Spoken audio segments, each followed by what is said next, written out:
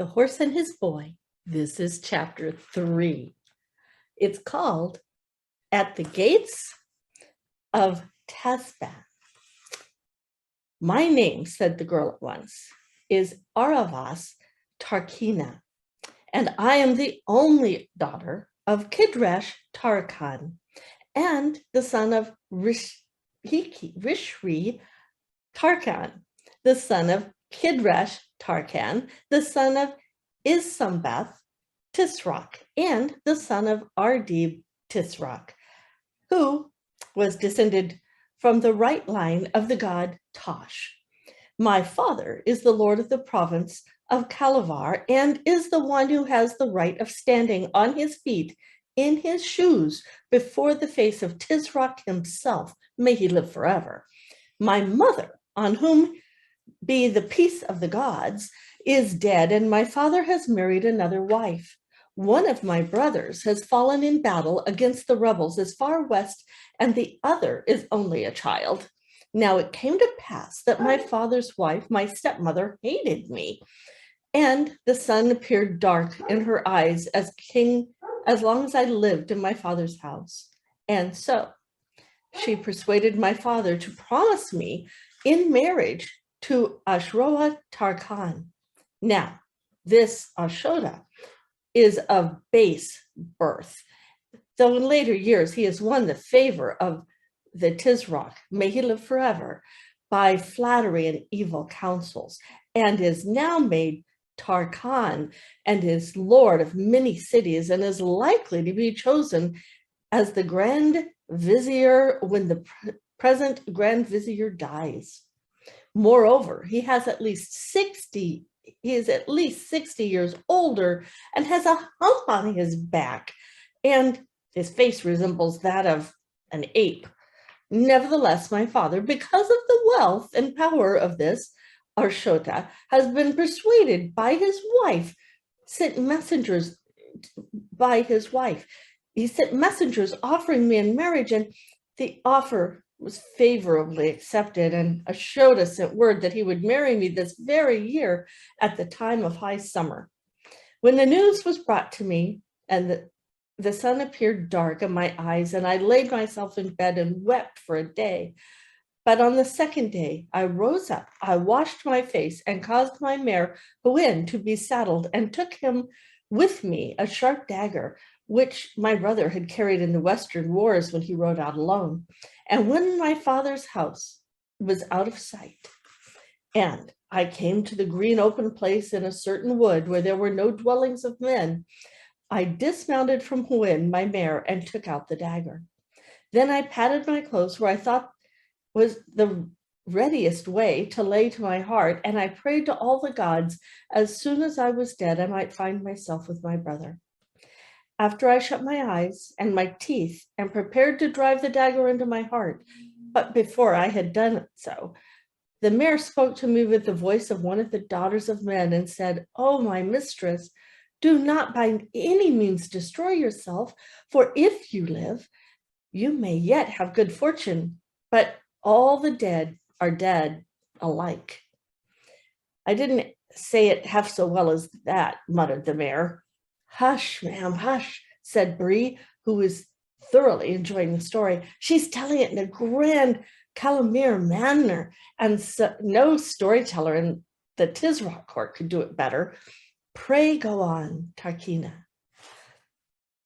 Pray go on doesn't mean they're praying that she goes on. It means they're saying please. That's how they used to say please. "When I heard the language of men uttered by my name," continued Aravas, "I said to myself, the fear of death has disordered my reason and subjected me to delusions, and I became full of shame, for none of my lineage ought to fear death more than the biting of a gnat. Therefore, I addressed myself a second time to the stabbing, but Huin came near me and put her head in between me and the dagger, and discoursed to me in most excellent reasons, and rebuked me as a mother rebukes a daughter.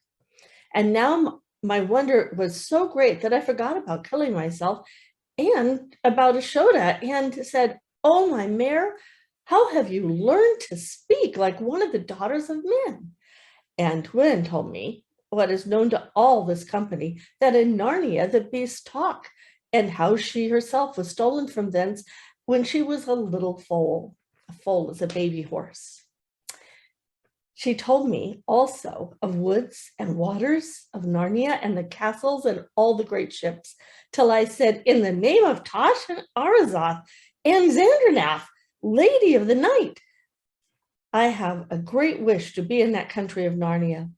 Oh, my mistress, answered the mayor, if you were in Narnia, you would be happy, for in that land no maiden is forced to marry against her will. And when we had talked together for a great time, hoped to return to me, and I rejoiced that I did not kill myself. Moreover, it was agreed between Gwyn and I that we should steal ourselves away together, and we planned for it in this fashion. To steal away just doesn't mean they're going to steal something and go away. It means they're just going to take off and go away. I put on my gayest clothes and sang and danced before my father, and I pretended to be delighted with the marriage which he had proposed for me. Also, I said to him, oh, my father, and oh, the delight of my eyes, give me your license and permission to go with one of my maidens alone for 3 days into the woods to do sacrifices to Zardanay, Lady of the Night and of the maidens, as it is proper and customary for damsels when they bid farewell to the service of Zardanath and prepare themselves for marriage. And he answered, oh, my daughter, and oh, the delight of my eyes, so shall it be. Now, if you remember going back to Exodus, one of the things God did to get his people out of slavery in Egypt was to say they have to go out into the wilderness to worship their God. She's kind of doing the same thing, isn't she? Except she hasn't really figured out Narnia's God is not Aslan, has she? But when I came from the presence of my father, I went immediately to the oldest of his slaves, his secretary, who had dandled me on his knees when I was a baby and loved me more than air and light. That's like bouncing on his knees. And I swore to him to be secret and begged him to write a certain letter for me. And he wept and implored me to change my resolution. But by the end, he said, to hear is to obey, and did my will. And he sealed the letter and hid it in my bosom. But what was in the letter? Asked Shasta. Be quiet, youngster, said Bree. You're spoiling the story. She'll tell us all about the letter in the right place. Go ahead, Tarkina. Then I called the maid who was with me to go to the woods and perform the rites of Zerdnath, and I told her to wake me very early in the morning. And I became merry with her and gave her wine to drink, but I had mixed such things in her cup that I knew she must sleep for a night and a day. As soon as the household of my father had committed themselves to sleep, I arose, I put on my armor of my brother's, which I always kept in my chamber in his memory, and I put my girdle all in the money, I put in my girdle all the money, that means like around her waist. And I had all the money I had and certain choice jewels, and provided myself also with much food, and saddled the mare with my own hands and rode away in the second watch of the night. Do you know when the watches of the night are? Well, it changes based on the custom and the culture, but basically the watches of the night would be from in Roman times, which is probably what the author was talking about. The first watch would be from, I believe it was 9 to midnight, and the second watch would be from midnight to 3. So she says 3 a.m. is really early, right? And she said on the second watch, so probably sometime after midnight and before 3 a.m. I directed my course not to the woods where my father supposed I would go, but to the north and east to Tashbaan. Now, for 3 days and more, I knew that my father would not seek me, being deceived by the words I had said to him. And on the 4th day, we arrived at the city of Azbalda. Now, Azambalda. Azimbalda stands at the meeting of many roads, and from there, in the posts of the Tisroc, may he live forever, ride on swift horses to every part of the empire. And it is one of the rights and privileges of the greater Tarkans to send messages by them. I therefore went to the chief of the messengers in the house of the imperial posts in Azimbalda and said, "O dispatcher of messengers, there is a letter from my uncle, Ashtoth Tarkan, to Kidrash Tarkan, lord of the Calavar. Now take these 5 crescents and cause it to be sent to him." And the chief of the messengers said, "To hear is to obey." Do you hear and obey? Does that mean the same thing to you? Did you know in Hebrew it does? To hear and to obey means exactly the same thing, which is kind of interesting when you think about it, because when it says, "Hear, O Israel, the Lord your God, the Lord is one," the word for "hear, O Israel," or "hear God's people," is the exact same word that is used to mean "obey, O Israel, the Lord your God, the Lord is one." But servants used to say that to their masters sometimes too. Another reason we should always say, if we hear from God, we should obey.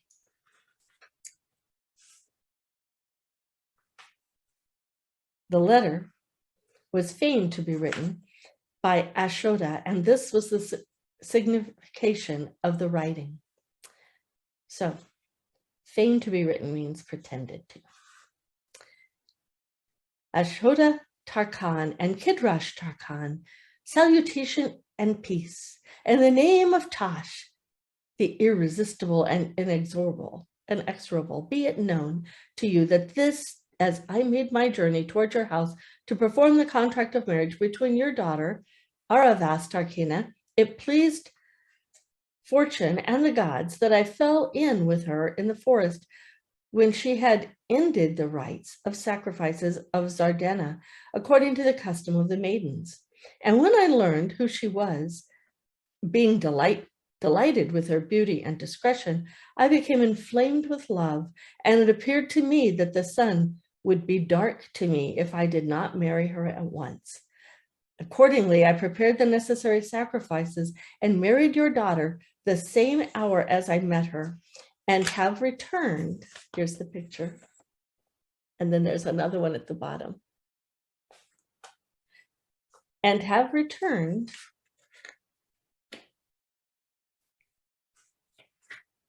with her to my own house. And we both pray and charge you to come hither speedily as you may, that we might be delighted with your face and speech, and also that you may bring with you the dowry of my wife, which by reason of my great charges and expenses I require without delay. And because thou and I are brothers, I assure myself that you will not be angered by the haste of my marriage, which is wholly occasioned by the great love I bear your daughter, and I commit you to take care of all the gods. As soon as I had done this, I rode in from the haste of Azimbalda, fearing no pursuit, and expecting that my father, having received such a letter, would send messages to Ashoda or go to him himself, and that before the matter was discovered, I should be beyond Tarshban. And that is the pith of my story until this very night, when I was chased by lions to meet you with the swimming of the salt water. And what happened to the girl? The one you dropped? Asked Shasta. Doubtless she was beaten for sleeping late, said Aravas coolly, but she was a tool and spy of my stepmother's. I'm very glad that they should bear her. I say, that was hardly fair, said Shasta. I did not do any of these things for the sake of pleasing you, said Aravas. And there's another thing I don't understand about the story, said Shasta. You're not grown up. I don't believe you're any older than I am. I don't believe you're as old. You're as old. How could you be getting married as your age? Aravas said nothing, but Bree said at once, Shasta, don't display your ignorance. They're always married at that age in the great Tarkan families. Shasta turned very red, though it was hardly light enough for the others to see this, and felt snubbed. Aravas asked Bree for his story. Bree told it, and Shasta thought that he put a great deal more than needed about the falls and the bad riding, Bree obviously thought it was funny, and Aravas did not laugh. When Bree had finished, they all went to sleep. Next day, all four of them, 2 horses and 2 humans, continued their journey together. Shasta thought it had been much pleasanter when he and Bree were on their own, for now it was Bree and Aravas who did nearly all the talking. Bree had lived a long time in Colorman and had always been among Tarkans and Tarakans horses, and so many horses, of course, that he knew a great many of the same people and places that Aravas knew. She would always be saying things like, "But if you were at the fight of Zoldara, then you would have seen my cousin Almash," said Bree. And Bree would, said he, and Bree would answer, "Oh yes, Almash, he was only a captain of the chariots, you know. I don't quite hold with chariots or the kind of horses who draw chariots. That's not real cavalry." Cavalry. There we go. Calvary is where Jesus died. It's a mountain. Calvary is Jesus. Cavalry is people who ride horses into war. That's what she's talking about. But he is a worthy nobleman. He filled my nose bag with sugar after the taking of Tebeth, or else Bree would say, "I was down at the lake of the Meserol that summer." And Arvis would say, "Oh, Meserol, I had a friend there, Larkashan Tarkina. What a delightful place it is, those gardens and the valley of 1,000 perfumes." Bree was not in the least trying to leave Shasta out of things, though Shasta sometimes nearly thought he was. People who know a lot about the same things can hardly help talking about them, and if you're there, you can hardly help feeling that you're out of it. You ever feel that way? Wynne, the mare, was rather shy before the great war horse like Bree and said very little, and Arvas never spoke to Shasta at all if she could help it. Soon, however, they had more important things to think of. They were getting near Tashban. There were more and larger villages and more people on the roads, and they did now all of their traveling by night and hid as best as they could during the day. And at every halt, they argued and argued about what they were to do when they reached Tashban. Everyone had been putting off this difficulty, but now it could be put off no longer. During these discussions, Arves became very little, less unfriendly to Shasta. One usually gets on better with people when one is making plans than when one is talking about nothing in particular. Bree said the first thing now to do was to fix a place where they would all promise to meet on the far side of Tashban, even if, by any ill luck, they got separated in passing the city. He said the best place would be the tombs of the ancient kings on the very edge of the desert. Things like great stone beehives, he said. You can't possibly miss them. And the best of all is that none of the Kalmarites will go near them because they think the place is haunted by ghouls, and they're afraid of it. Aravas asked if it wasn't really haunted by ghouls, but Bree said it was a free Narnian horse, said he was a free Narnian horse and didn't believe in those Calamarian tales. And then Shasta said he wasn't a Calamine either and didn't care a straw about those old stories and ghouls. This was quite true, but it rather impressed Aravas, though at the moment it also annoyed her. And of course, she said she didn't mind any number of ghouls either. So it was settled that the tombs would be their assembly place on the other side of Tashban, and everyone felt like they were getting on very well until Wynne humbly pointed out that the real problem was not where they should go when they got through Tashban, but how they were going to get through it. "Well, we'll settle that tomorrow, ma'am," said Bree. "Time for a little sleep now." But it wasn't easy to settle. Arvas first suggested suggestion was that they should swim across the river below the city during the night and not go into Tashbaan at all. But Bree had two reasons against this. One was that the river's mouth was very wide and it would be far too long a swim for Wynne to do, especially with a rider on her back, though he thought it would be too long for himself too, but he said much less about that.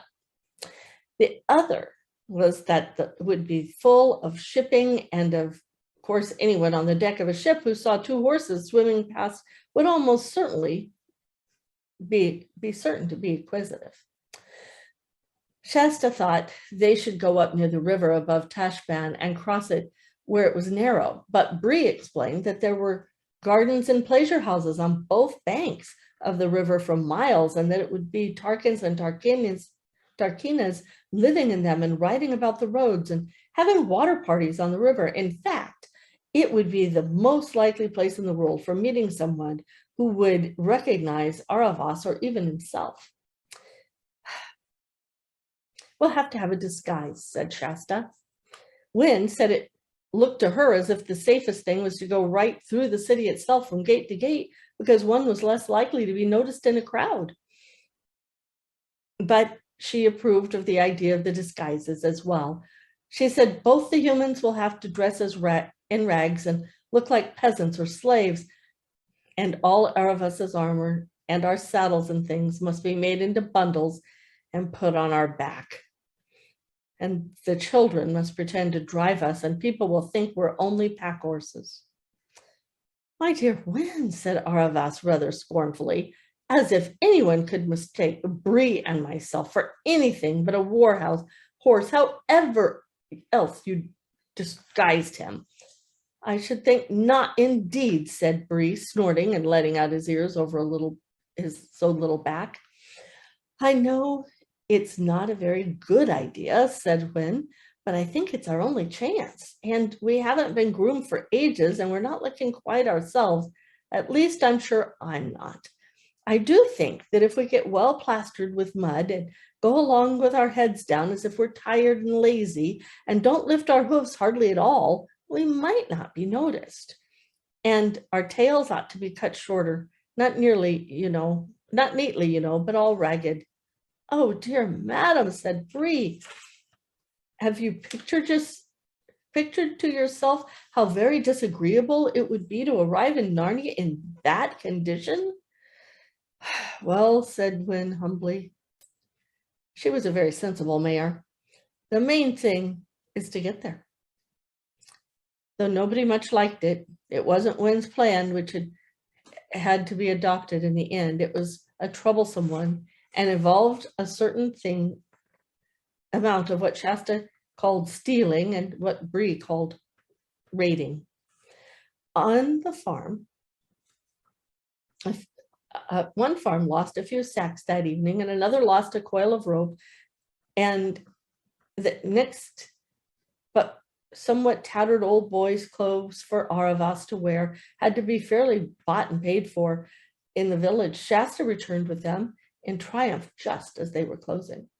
The others were waiting for him among the trees at the foot of the low range of the wooded hills which lay right across their path.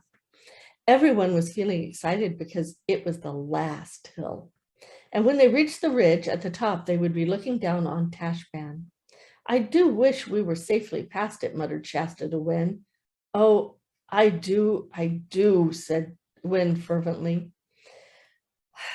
That night, they wound their way through the woods and up to the ridge by the woodcutter's track.